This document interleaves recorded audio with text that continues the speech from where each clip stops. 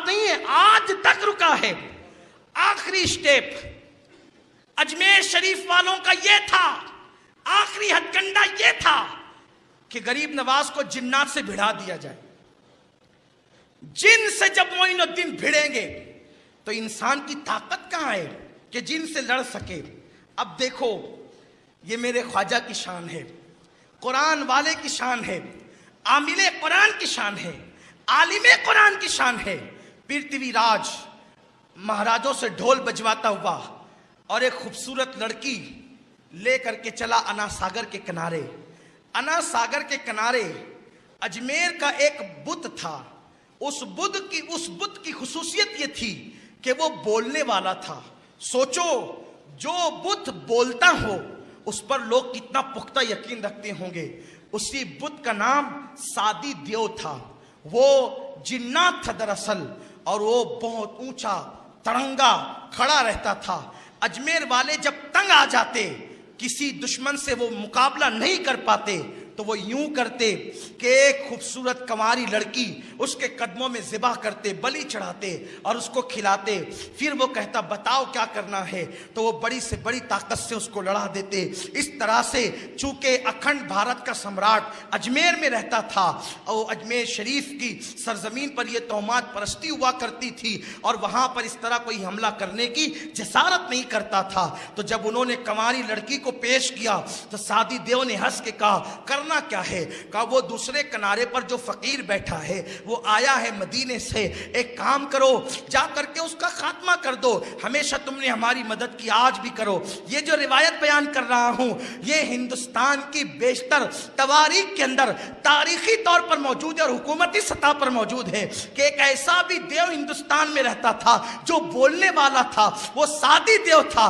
जब वो एक कदम में अना सागर के उस पार पहुंचा तो मेरे ख्वाजा के सामने खड़े होकर कहता है मोइनुद्दीन अजमेर खाली कर वरना मरने के लिए तैयार हो। तो देखो मोमिन का नजरिया क्या होता है। गरीब नवाज ने उससे कहा मौत और जिंदगी मेरे अल्लाह की तरफ से है, अगर उसने मेरी मौत लिख दी है तो चूंटी के काटने से भी मर जाऊंगा, और अगर उसने मेरी मौत लिखी हुई है तो तुम मेरा कुछ नहीं कर सकता। ये मोमिनाना अल्फाज है। ये क्या उसने मार डाला, उसने मार डाला, कोई मार डाल सकता है? कौन मार डाल सकता है? मौत और हयात का मालिक सिर्फ अल्लाह है, मौत और जिंदगी का मालिक सिर्फ अल्लाह है। शैतान हलकान कर सकता है, शैतान जान नहीं ले सकता। जान लेना मेरे अल्लाह के कब्जे कुदरत में है। अपनी जिंदगी जितनी लिखी है उससे एक सेकंड पहले भी मौत नहीं आएगी, उससे एक सेकंड बाद भी मौत नहीं आएगी। अपने जितना खाना अपनी तकदीर में लिखा है, अगर एक दाना भी हमारी जिंदगी का बचा है तो उसके खाए बगैर हमें मौत नहीं आएगी। आप क्या समझते हैं हमने सिर्फ ईमान लाने की बात की है और अकीदे में हम कमजोर रहे हैं? खुदा के लिए इस्लामी अकीदे पर आओ, तुम्हें कोई कुछ नहीं कर सकता। और सुन लो, बड़े से बड़ा जादू जब तक अल्लाह न चाहे वो भी असर नहीं कर सकता, कुछ नहीं हो सकता। उसकी मर्जी के बगैर पत्ता नहीं हिलता है। उसकी मर्जी के बगैर यूं ही जादूगर जान ले लेंगे? नहीं। अपना यकीन पुख्ता करो अल्लाह पर, उसके रसूल पर एतमाद करो, औलिया अल्लाह से निस्बतें मजबूत करो। तो जाते जाते इख्तिताम पे यही पैगाम देना था कि उसने जब अजमेर छोड़ दे मोइनुद्दीन वरना मरने के लिए तैयार हो जा। फरमाया कि जिंदगी और मौत का मालिक मेरा अल्लाह है, अगर मौत लिखी है तो आएगी और नहीं लिखी है तो तू कुछ नहीं कर सकता। उसने कहा मैं तुम्हें चुटकियों में मसल दूंगा। मेरे ख्वाजा ने कहा लड़ना हमारा मिजाज नहीं है, लेकिन लड़ने पे आते तो छोड़ते भी नहीं ना। गरीब नवाज करबला वाले का शहजादा, वहां कौन टिक सकता है? किसमें ताकत है टिकने की? फरमाया कि हम लड़ते नहीं है, आपको भी दावत देते हैं, आप भी मुसलमान हो जाइए। जिनको कहा सारा अजमेर जिसको पूज रहा था उसको कहा तुम भी मुसलमान हो जाओ। उसने कहा अगर मैं मुसलमान होगा तो मुसलमान होने से मुझे मिलेगा क्या? कहा तेरे दिल की एक तमन्ना है वो पूरी हो जाएगी।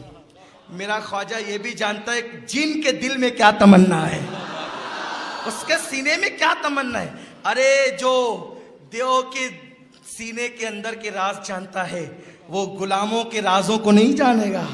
इसीलिए तो ख्वाजा हिंद वो दरबार है आला तेरा, कभी महरूम नहीं मांगने वाला तेरा। लोग हैरान है वहां जाने से मिलता क्या है, जरा अकीदा लेके जाकर तो देख।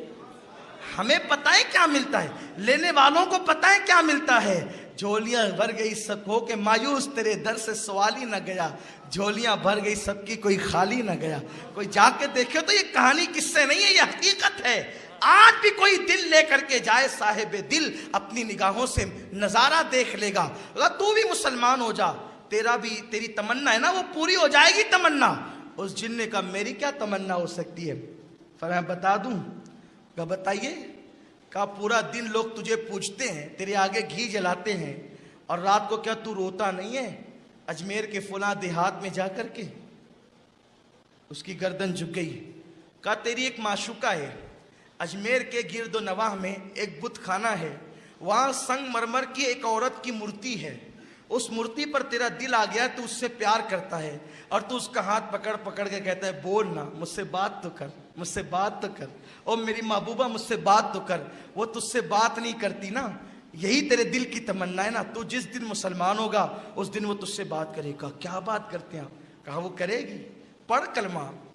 ये सारी बातें वो पीछे के लोग सुन रहे थे। उसने कलमा पढ़ा, ला इलाहा इल्लल्लाह मुहम्मदुर रसूलुल्लाह। भाइयों ये हैं अल्लाह वाले, रूहानियत वाले, ये ईमान वाले, ये मदीने वाले, ये नजफ वाले, ये करबला वाले, ये बगदाद वाले, ये हैं जो जिन्नातों को कलमा पढ़ाते हैं। लोगों को क्या हो गया, वो कहते हैं नबी हमारी तरह। हम कहते हैं जिन्नात नजर आए तो आपका होगा क्या, और ये जिन्नातों को देखकर दीन की दावत देते हैं, कलमा पढ़ाते हैं। इसने कलमा पढ़ा तो उन्होंने इसको गालियां देना शुरू की। इसके हाथ में जो आया उठा उठा करके फेंका। वो भागने लगे तो कुछ तो कुचल के दब करके मर गए।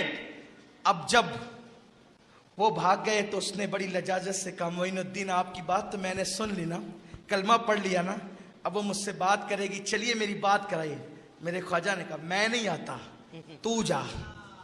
मैं नहीं आता, तू जा। और जा करके उस मूर्ति का हाथ पकड़ना, कहा चल तुझे मोइनुद्दीन बुलाते हैं।